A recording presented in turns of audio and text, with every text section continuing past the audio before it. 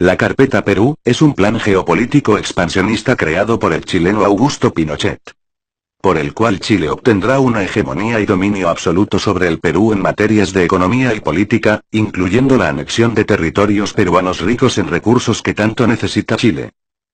Es un plan muy simple, y podríamos decir que consiste en 5 pasos.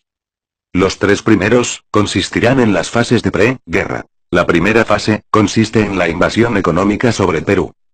La segunda fase, consiste en un posicionamiento chileno sobre los sectores estratégicos del Perú. La tercera fase, consiste en la infiltración chilena dentro del aparato estatal del Perú. Finalmente la cuarta y quinta fase, sencillamente corresponden a la etapa de guerra y posguerra. Y para garantizar la consecución de estos objetivos expansionistas, está el estratégico respaldo de unas poderosas fuerzas armadas chilenas comparables a las de la OTAN. Y antes de seguir analicemos la fase número 2. Donde el dominio de las navieras chilenas, y la aerolínea de bandera chilena LAN Chile, representan un grave peligro para la seguridad nacional del Perú.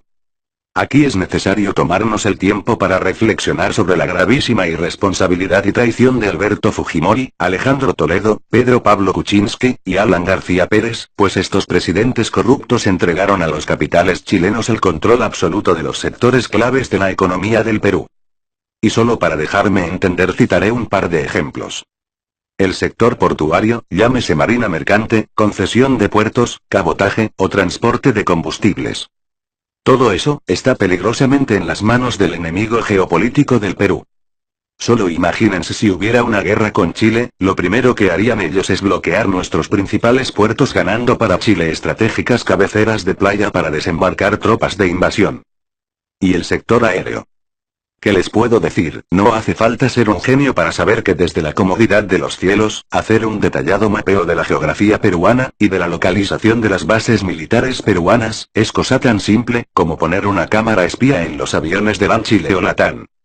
O sea que si hubiera una guerra con Chile, a ojos cerrados los primeros puntos a explotar serán nuestras bases aéreas. Y sin contar con el sabotaje que los chilenos harían en los puertos y aeropuertos peruanos, con la finalidad de retrasar y entorpecer las acciones de nuestras fuerzas armadas. Bueno, ¿qué les puedo decir? Augusto Pinochet es un chileno que abiertamente expresaba su aborrecimiento y odio hacia el Perú, y fue uno de los máximos exaltadores y admiradores de la guerra de rapiña llevada por Chile al Perú en 1879. Ardoroso defensor de las guerras de conquista. Para Augusto Pinochet, Chile viene siendo algo así como la Prusia de 1870, solo que para el caso en una versión patagónica.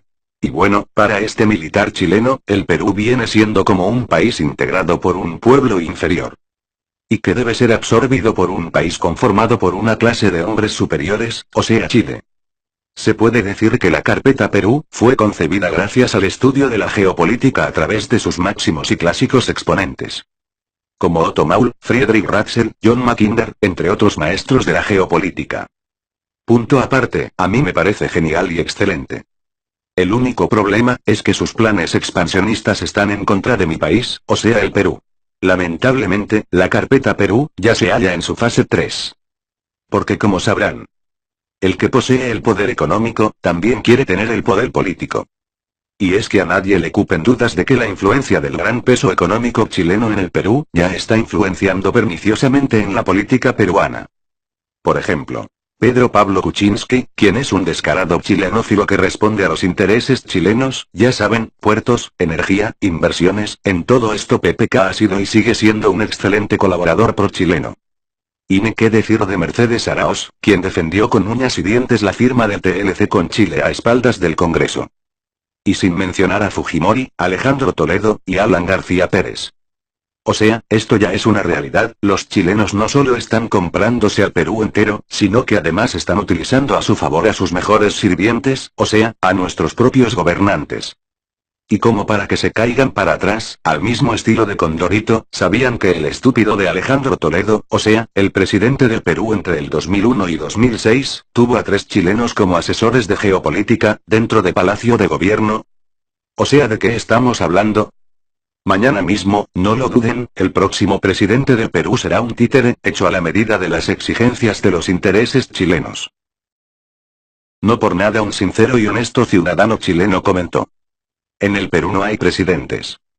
En el Perú lo que en realidad hay es un grupo de gerentes generales autorizados por Chile.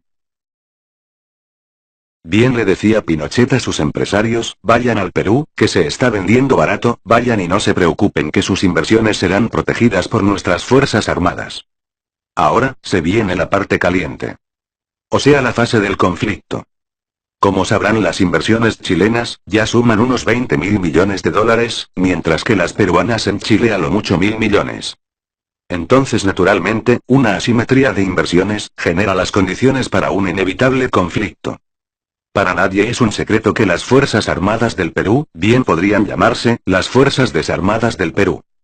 Gracias a la patriótica cultura del desarme, llevada a cabo por los presidentes prochilenos del Perú desde 1990 hasta el día de hoy. Entonces, el Perú tendrá dos opciones. La primera, convertirse pacíficamente en una mansa colonia chilena, cosa que por cierto ya está ocurriendo, y seguir haciendo jugosas concesiones a la codiciosa voracidad chilena. Y la segunda, morir por la patria, cosa que para mi gusto, es una tradición estúpida que el Perú mantiene desde 1879, ya que lo correcto sería matar por nuestra patria.